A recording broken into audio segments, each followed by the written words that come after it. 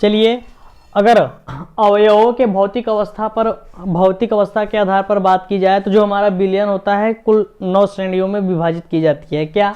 जब आपका विलेय और विलायक किस किस अवस्था में होगा, भौतिक अवस्था में होगा, तो जो हमारा विलयन बनेगा यहाँ पे वह क्या होगा उसको हम समझते हैं।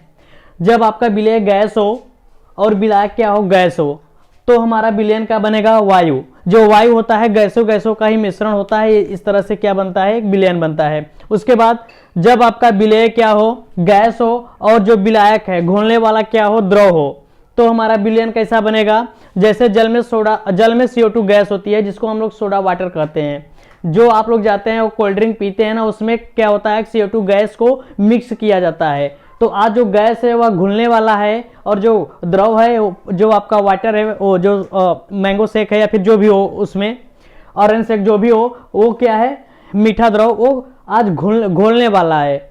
और क्या है अगला, गैस। जब आपका विलेय गैस हो और विलायक क्या हो, ठोस हो। अब यहाँ पे दिक्कत आ जाती है कि ठोस में गैस कैसे घुलेगी। होता है जो आपका प्लेटिनम होती है या फिर आपका पैलेडियम होता है, वह हाइड्रोजन गैस को क्या करता है, एब्जॉर्ब कर लेता है। तो यहाँ पे क्या होता है, जो हमारा ठोस होता है वह विलायक की तरह काम करता है, जो गैस होता है वो विलेय, यानी गैस उसमें घुल जाती है। और क्या है, जब विलेय आपका द्रव हो और विलायक आपका क्या हो, गैस हो, तो हमारा विलयन कैसा बनेगा, जो हमारा विलयन बनेगा वह वायु में नमी इस तरीके से रहेगा। वायु में जो नमी होती है, जो वायु होता है वह विलेय की तरह काम करता है, जो वायु होता है, हवा जो होता है वह किसकी तरह काम करता है, वह विलायक की तरह, घोलने वाला की तरह काम करता है। और जो द्रव होता है उसमें जो नमी होती है वो विलेय की तरह होता है। उसके बाद आता है द्रव। विलेय क्या हो, द्रव, और विलायक हमारा क्या हो, द्रव। ये तो बड़ा ही सिंपल है। जैसे नींबू हो गया, नींबू भी द्रव रहता है, घुलने वाला होता है, और पानी क्या होता है, द्रव की अवस्था में रहता है, वो घोलने वाला होता है। तो नींबू में पानी, नींबू का क्या होता है, नींबू पानी का घोल होता है। तो उसको वो कौन सा विलयन होता है, द्रव का विलयन होता है।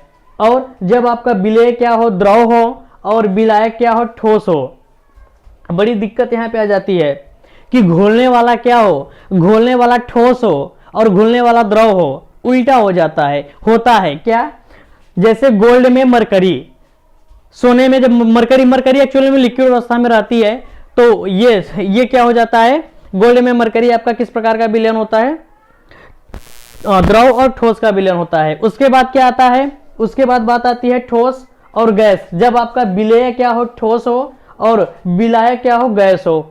अब घोलने वाला गैस और घुलने वाला ठोस, तो क्या होता है, वायु में कपूर या फिर धुआं।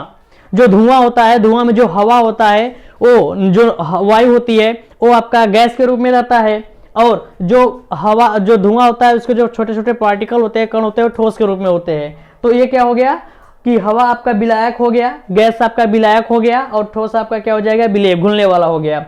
और अगला क्या है, ठोस और द्रव। जब आपका विलेय ठोस हो और विलायक क्या हो, द्रव हो, तो क्या होगा, हाँ, पानी और चीनी का घोल। जो पानी और चीनी होता है ठोस के रूप में होता है, जो पानी होता है विलायक होता है वो द्रव के रूप में होता है। तो यहाँ पे चीनी पानी का घोल, जो शरबत हम लोग बनाते हैं वो कौन सा होता है, ठोस द्रव गैस, ठोस द्रव विलयन होता है। उसके बाद आता है विलेय आपका क्या हो, ठोस हो, विलेय ठोस हो, और हमारा जो द्रव है, विलेय हमारा ठोस है, जो विलायक है घुलने वाला वो भी कैसा हो, ठोस हो। अब और दिक्कत हो गई कि ठोस में ठोस कैसे घुलेगा। होता है क्या, जैसे पीतल, जो पीतल धातु होती है, जो पीतल होता है, ये जितने भी मिश्र धातु होते हैं उसमें ठोस का ठोस में विलयन किया जाता है। जैसे जो पीतल होता है वो कॉपर और जिंक का मिलके बना होता है, या फिर मिश्र धातुएं। तो इस तरह से हम क्या देख पा रहे हैं, जो अवस्था के अगर अवस्था पे अवयवों के भौतिक अवस्था पे अगर बात की जाए तो विलयन, टोटल विलयन कितने हुए,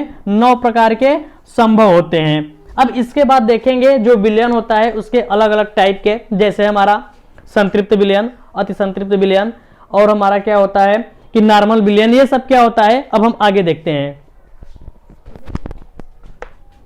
W।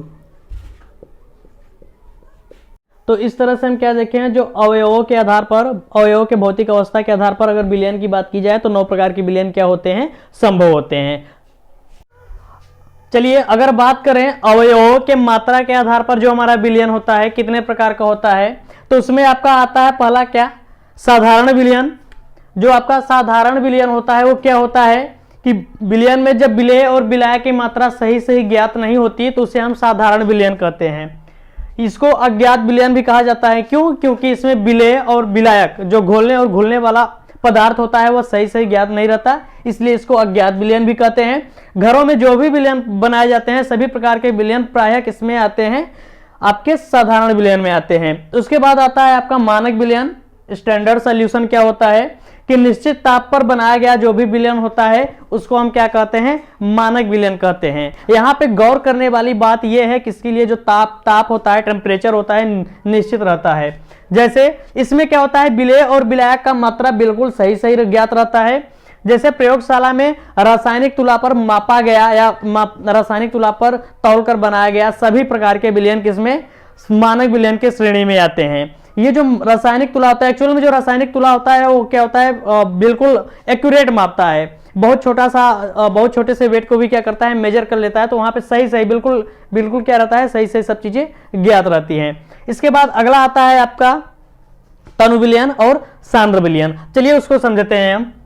चलिए अगला है तनु विलयन और सांद्र विलयन। ये तीसरा है आपका, इसको डाइल्यूट एंड कंसंट्रेटेड सॉल्यूशन कहते हैं।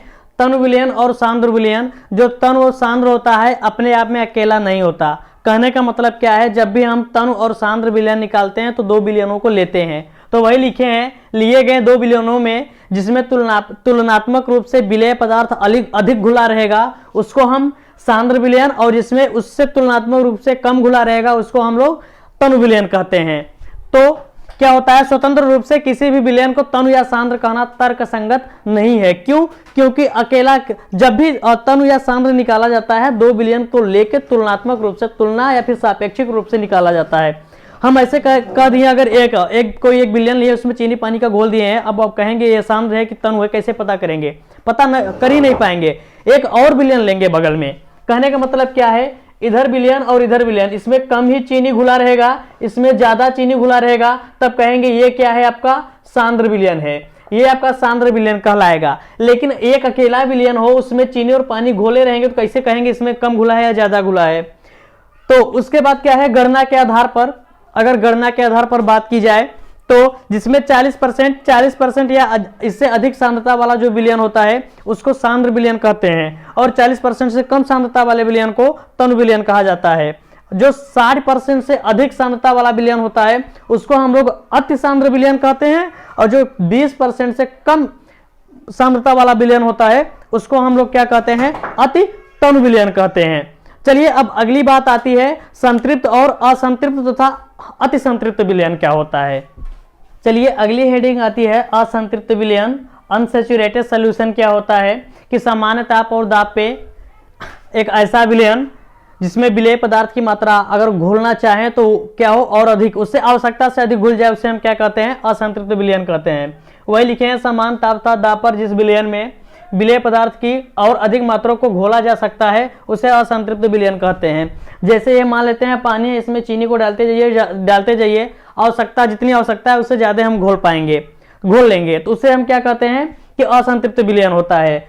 संतृप्त विलयन किसे कहते हैं, सैचुरेटेड सॉल्यूशन क्या होता है कि सामान्य ताप तथा दाब पर जिस विलयन में विलेय पदार्थ की और अधिक मात्रा नहीं घुल पाती या जिस विलयन में विलेय पदार्थ घुलना बंद कर दे उसे हम क्या कहते हैं, संतृप्त विलयन कहते हैं। जैसे पानी में चीनी की मात्रा डालते रहिए, एक समय ऐसा आएगा कि वो घुलना बंद हो जाएगा, तो कौन सी कंडीशन है, संतृप्त विलयन होता है। अब एक काम करिए, क्या जो अति संतृप्त विलयन होता है, अति संतृप्त विलयन क्या होता है कि एक ऐसा संतृप्त विलयन जिसका ताप बढ़ाकर, इन दोनों में ताप तो सही था, इन दोनों में जब भी विलयन को देखेंगे टेम्परेचर जो है, ताप जो है उसको हम क्या रखेंगे, निश्चित रखेंगे। अब जब विलेय पदार्थ घुलना बंद कर देगा तो उसे हम संतृप्त विलयन कहते हैं। उस संतृप्त विलयन में क्या करिए, आप ताप को बढ़ा दीजिए। जब ताप बढ़ा देंगे तो उसका जो सांद्रता है कम हो जाएगी। अब उस समय विलेय पदार्थ उसमें क्या होगा, और घोला जा सकता है। वही लिखे हैं अति संतृप्त विलयन में कि ऐसा संतृप्त विलयन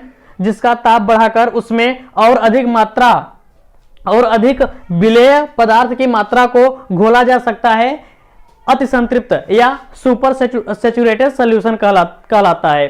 यहाँ पे हमारा ये खत्म होता है क्या क्या, कौन कौन टाइप थे विलयन के प्रकार। आपका था मानक विलयन, नहीं पहला था साधारण विलयन, उसके बाद मानक विलयन, फिर उसके बाद आया क्या शांत था तनु विलयन, उसके बाद आया असंतृप्त, संतृप्त और अति संतृप्त विलयन क्या होता है। अब अगली हेडिंग हमारी आती है विलेयता क्या कहते हैं। चलिए इसको हम समझाएंगे विलेयता क्या होती है।